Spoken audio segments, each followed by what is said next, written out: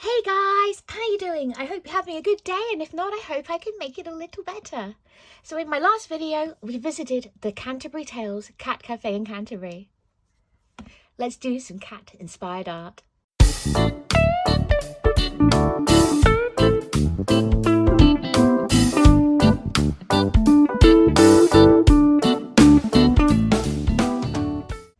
So for those of you who might have missed it because either English isn't your first language or you didn't study English literature at school, Canterbury Tales, as in T-A-I-L-S, is a play on words based on the piece of medieval literature called the Canterbury Tales, T-A-L-E-S, as in set of stories, written by Geoffrey Chaucer in the 14th century.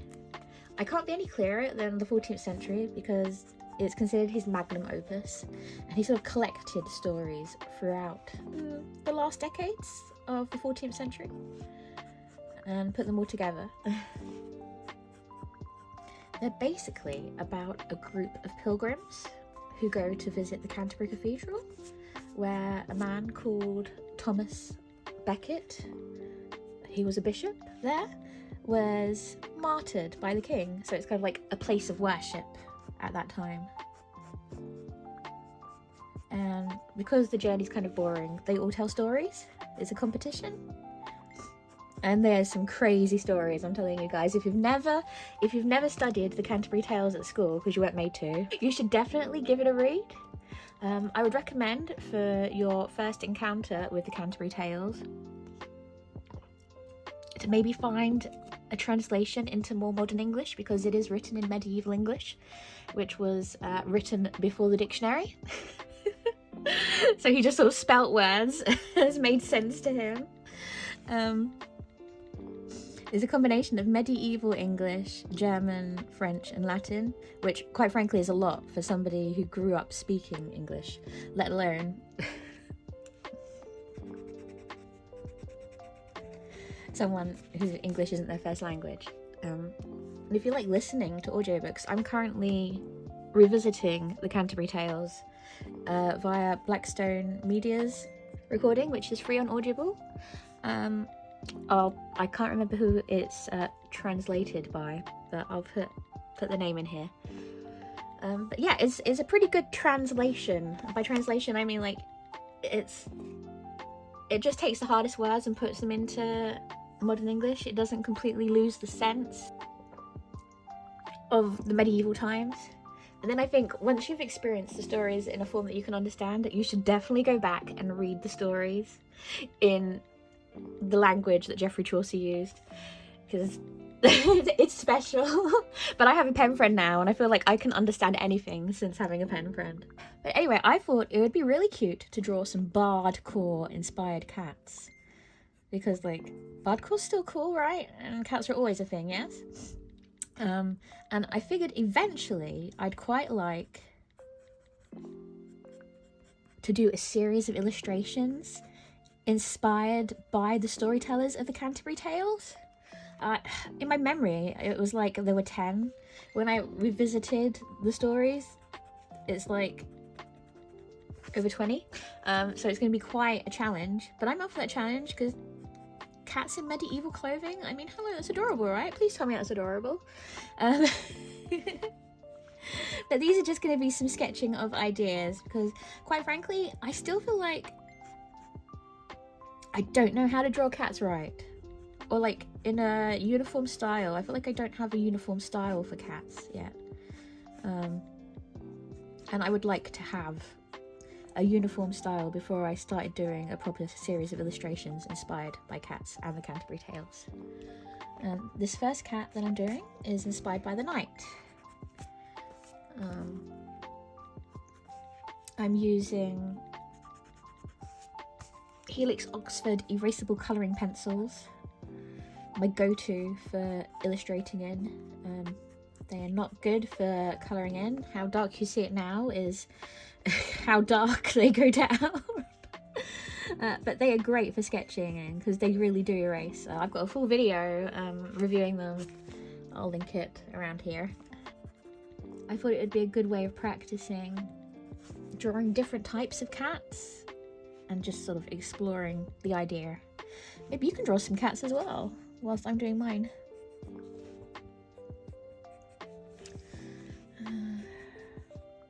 It's the eyes. I feel like I've already messed the knight up. I feel like I already hate this, but it's okay. He's the first one. These are just sketches. It's a sketchbook. It doesn't have to be perfect when you're in your sketchbook. The knight's been on many crusades, so he should be quite tough looking. And then I give him cheeks.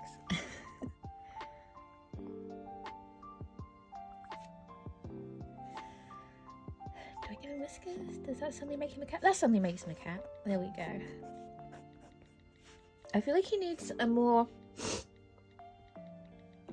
action-packed pose. It's like originally these guys would all be on horses. Do I draw cats on horses? Is another question. Also, a question I have for you guys, which actually I really do care about the answer for, is what media should I do the final illustrations in? Should I do them... I was going to do them digitally, but I could also do them watercolour.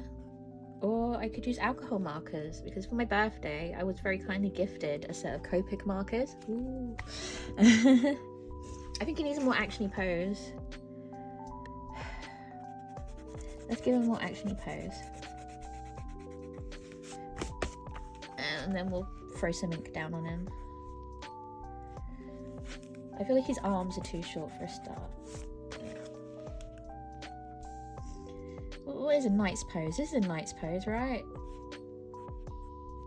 And here he is with this. Yeah. I guess, like, it was supposed to be a lance that he was carrying there, but I don't know how obvious that was. Maybe a shield. Because he's been on the Crusades, he'd have a shield, right? And if he's been on Crusades, it would have a cross on it. Okay. That's a bit better.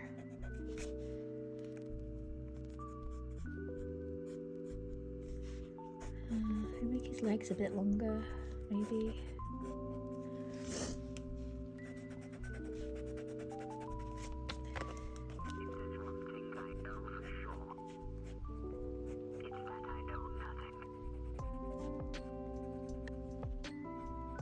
Okay.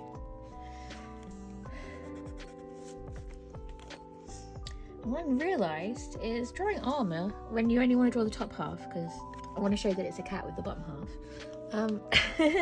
is quite boring to look at. But he would have some scratches if he's been on battle, wouldn't he? So let's draw a battle scar on him there. Oh, I suppose he'd have a battle scar on his face as well, wouldn't he? If he's been in many battles. So there we go. He's got some personality now. Okay, so next I want to ink this. After having mentioned that I've got Copic markers, I'm not going to use them for this. I'm going to use my pastel Ohuhu markers. So I'll be right back and get them. So my plan with colouring these was to go in very gentle with the colours and then use these sort of antique coloured fine liners that I got from Tiger the other day to add that sort of antique-y feel to them. And hopefully I'll carry that colour scheme on when I do the proper illustrations in the new year. So let's see, he is clearly a tabby cat, so let's pick some tabby cat colours.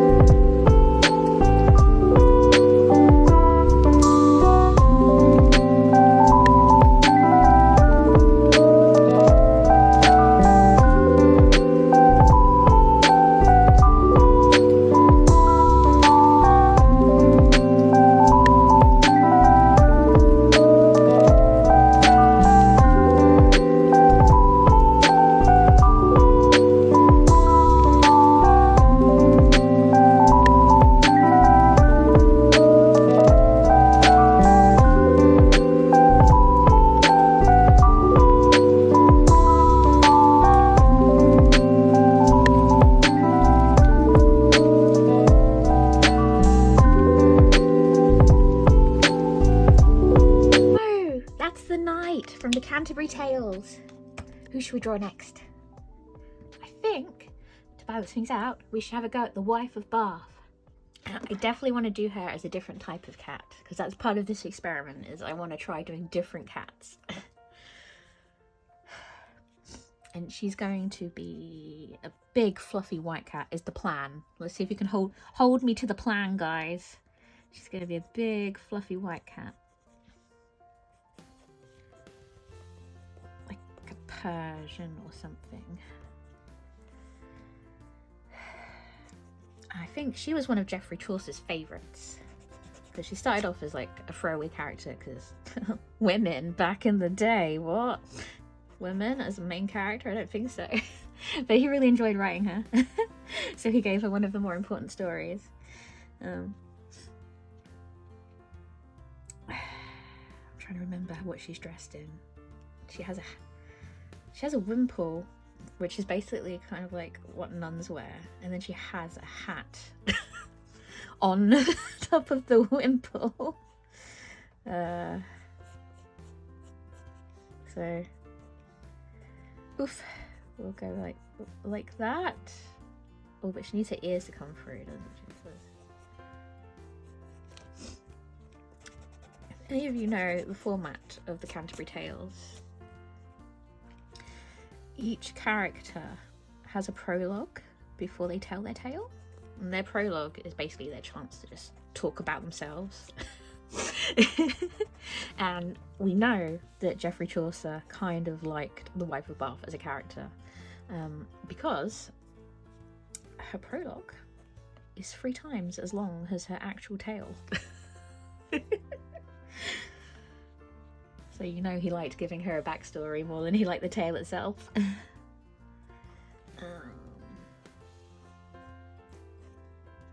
She's quite a comedic character. She's had 5 husbands. She's a lady of the world. To have 5 husbands back in the 14th century was quite a feat. And it is suggested that maybe they didn't all meet natural deaths. Let's have her being a lady of leisure. Okay, she's a plump girl. And she's chilling. There we go. I still don't like this hat. We're coming back to this hat later. Guys, remind me, we're coming back to this hat later. And let's put her big luxurious tail coming around here.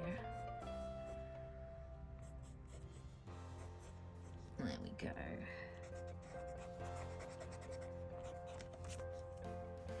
But you know, the story of the wife of Bath having the multiple husbands was actually a pretty classic thing that happened to women of a certain status back in that time, and for a couple of 100 years afterwards. If you were from a certain status, when you were a very young girl, like just of age, if that, I think like 14, something worrying like that, you got married away to your first husband, who was an old man, knowing full well that he wasn't going to last that long. So you'd then get all these monies. And you could be a bit more picky about the man you picked after that. And I figure that's kind of how she became so wealthy. She picked her men well.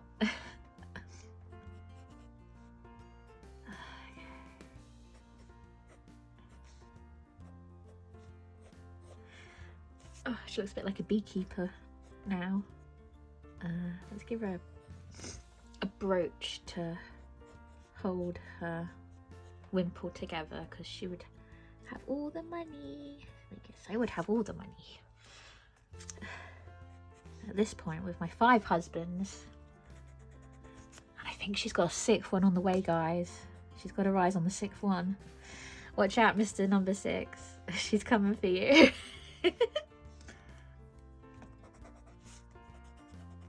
I still don't like this hat. This is very... Wait, what if I just... if I just draw it like that.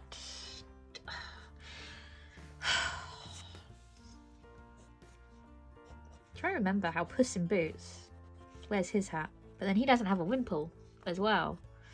He's not dealing with a wimple on top of everything else. Okay, anyway, there she is. And let's give her that. Now, in the story, she has red tights, but I wasn't planning on giving them anything below the waist. So I might just give her a red. I don't even know if I want to give her a dress, quite frankly, because I might not. You know, I might not.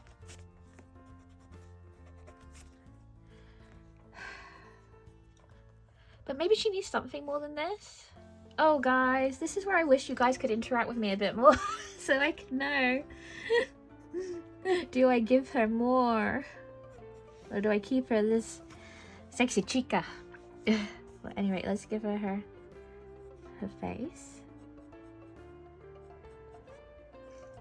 Now, she has big rosy cheeks, so she's got to have those.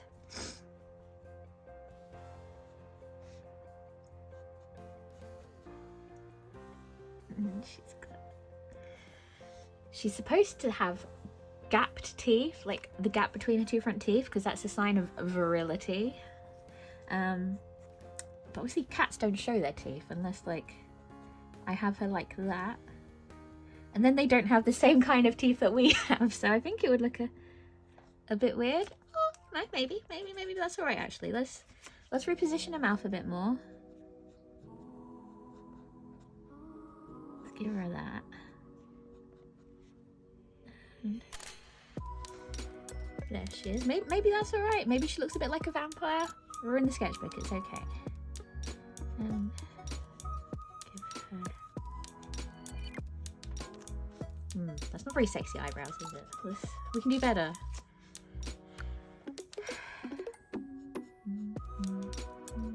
I mean, who says she needs eyebrows at all, actually? Persian cats don't tend to have very deliberate eyebrows, do they?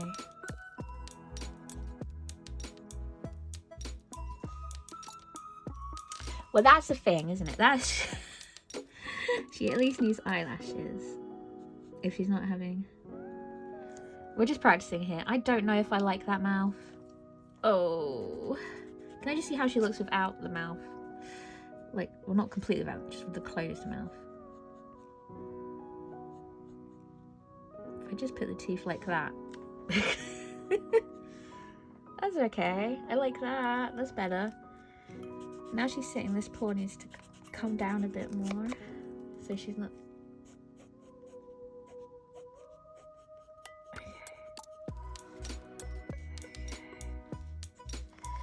Now we really must decide if she's to have clothing.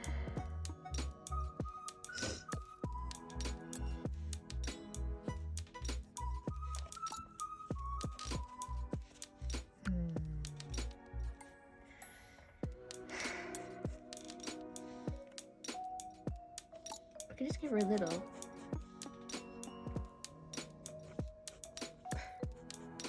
A little top.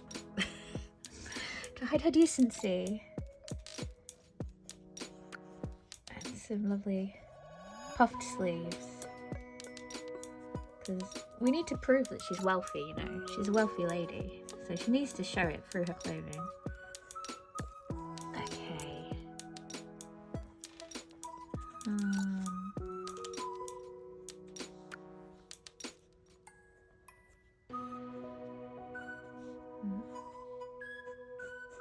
Make it more like that, because it would have been tailored clothing, because she could have afforded a tailor, but she's not a peasant. I think that's it. I think I like her. Oh, she had stirrups. I remember she had no, she had spurs, which are the things that knights, well, what? Okay, I've drawn spurs. Don't know if I like them, but she's got spurs. Okay, we got her, guys. Let's color her in.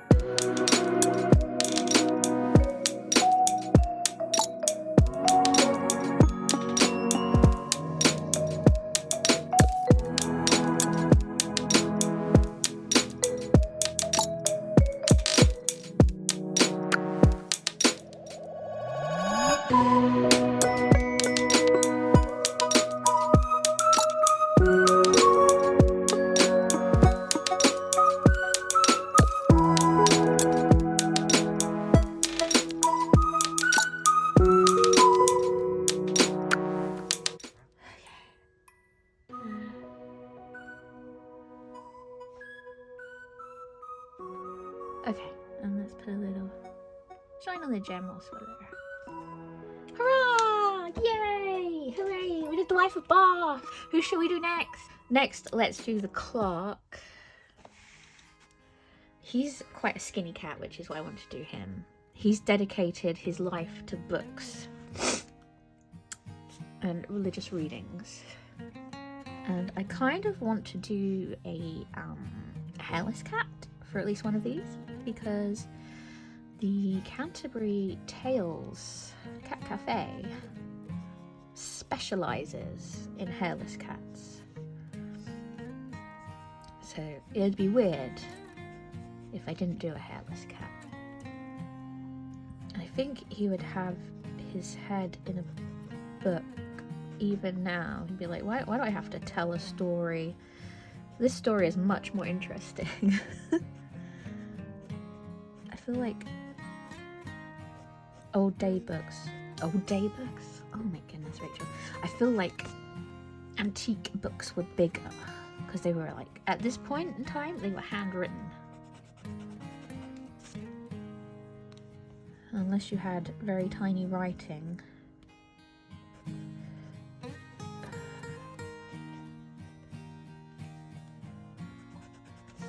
You'd need a bigger amount of space, and like if he was reading a lot of religious books, they usually were illuminated because they were written up by monks, and monks got bored. Monks needed some fun time, so they just like illuminated the edges. This is actually, I feel like this is quite small for a medieval book, but we're going with it. Let's put the ribbon down there. There would have been like a bookmark ribbon. This is some high quality book that he's reading.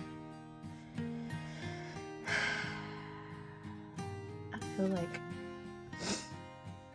under his arm, or on his back, he'd have like a load more books. Like he'd be completely weighted down with books. I feel like it'd be funny to draw him with a load of books under his arm.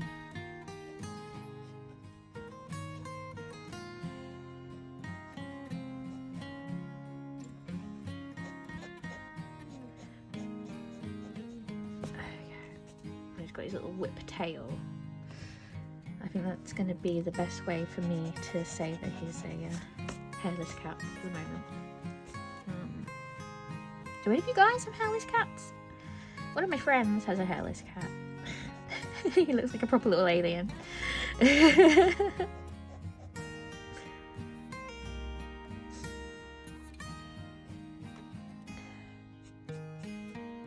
I kind of want to draw him with glasses. I don't know what kind of glasses they would have at the time. They definitely wouldn't have ones that like were attached to your face.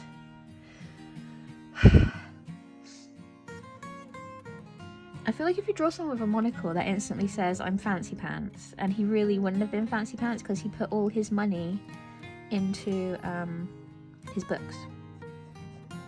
Let me just draw his cheapo coat, because he'd have a cheapo coat, which would be kind of moth-eaten around the edges.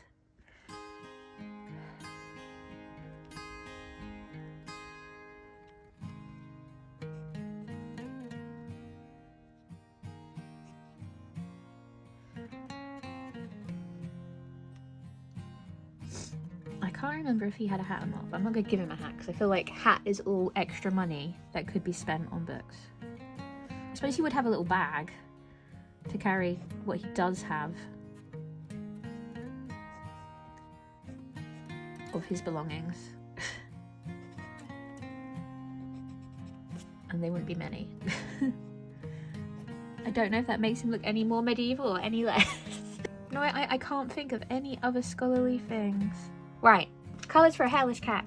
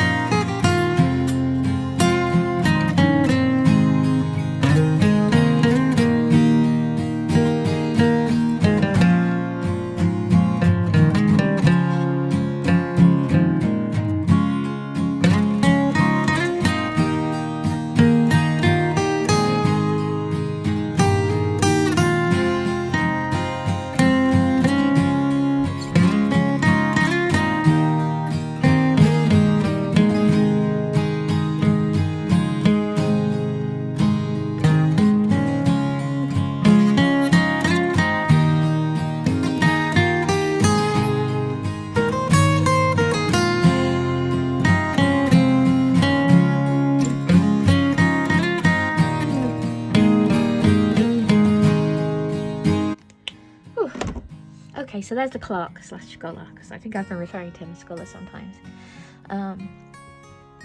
If I do him again, this cat, I think in particular, I'm going to do as a Siamese cat. But I do want to do a hairless cat for one of them. But I think there might be another cat that's more suited to it. Because he looks a little bit goblin-y. But then I think hairless cats do look a little bit goblin-y. The final one I'm going to do, I'm not going to do cats. I'm going to do mice. Put these back. Because the prioress, who is like the chief of all the nuns, she has lapdogs in the story. Obviously, I can't imagine a cat having a lapdog. But I thought it would be cute if she had lap mice. So I thought let's just draw some pet mice and try and work out how pet mice would look. I did draw a lot of mice for Inktober last year. But my mice are even more stylized than my cats. So this basically is what my mouse looks like. I don't think it says how many mice, how many lap dogs the prioress has. When I was doing mice for Inktober, my cat character had 3 pet mice, so maybe I'll carry those on and she can have 3 pet mice. One had a patch over its eye, and the last one, try one standing.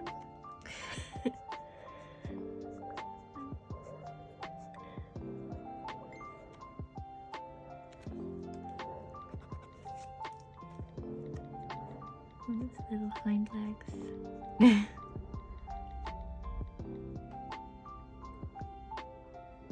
There's its tail. I'll have it holding a piece of cheese. So, mice colours. What's a good mouse colour? Ash Rose, I think is a good one. Let's go in with Ash Rose and regret at our leisure later. Actually, before I go in Ash Rose, I'm going to put in the Carmine Red for like the inside of their ears, because they do have little fleshy bits, don't they, mice? So I'll just put a little bit of fleshy bit there, which looks so bright. Okay. Ah, yes. So one mouse is completely white. One mouse has a thing on its eye, and the other mouse is completely coloured.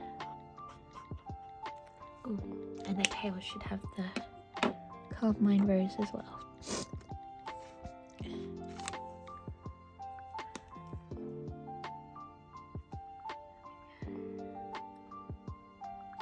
Okay, and the white mice should have natural grey on it again. There's a bit of shadow, a bit of shading.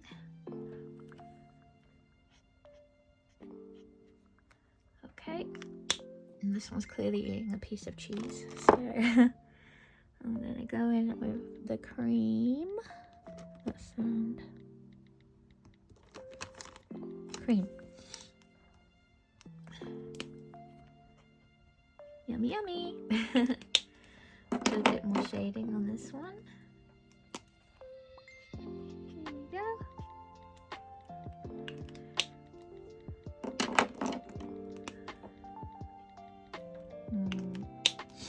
Put a slightly darker colour on the cream. Let's go deep cream. Deep cream. Where are you, deep cream?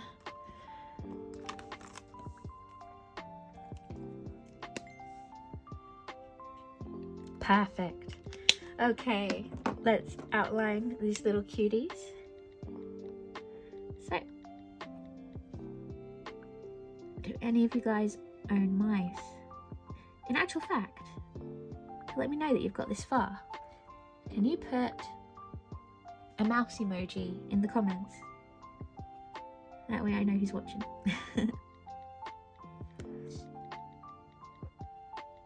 Yeah, do any of you guys keep mice? I always wanted to as a child, but I had budgies instead. And I did love my little budgies.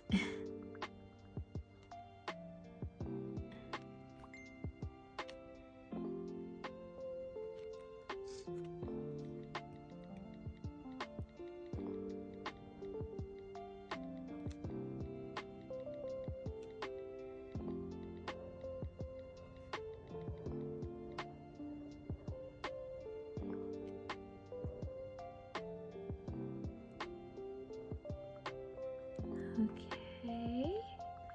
Wow, guys, we did it!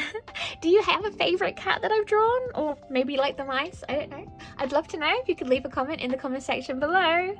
Do you have any ideas on how I should draw these when I do the proper finished illustrations? I was going to do digital, but these have turned out quite nicely with alcohol marker, so maybe trying with my Copics would be something fun. Is that something you'd like to see? Or maybe you think I should have a go with watercolour. I really can't decide, so any feedback is great for me. Anyway, thank you for making it to the end of the video with me. I'd love to know what your favourite part was. If you could leave a comment in the comment section below. If you could like, subscribe, turn on all notifications and share this video, that would be amazing. Honestly, it really does help. You can follow me at Enchanted Violin on Instagram, TikTok and Threads. Links will be in the description box below, as well as links to my online comic companions. And I'll see you next time when, ooh, I've got a big surprise. I'll see you then.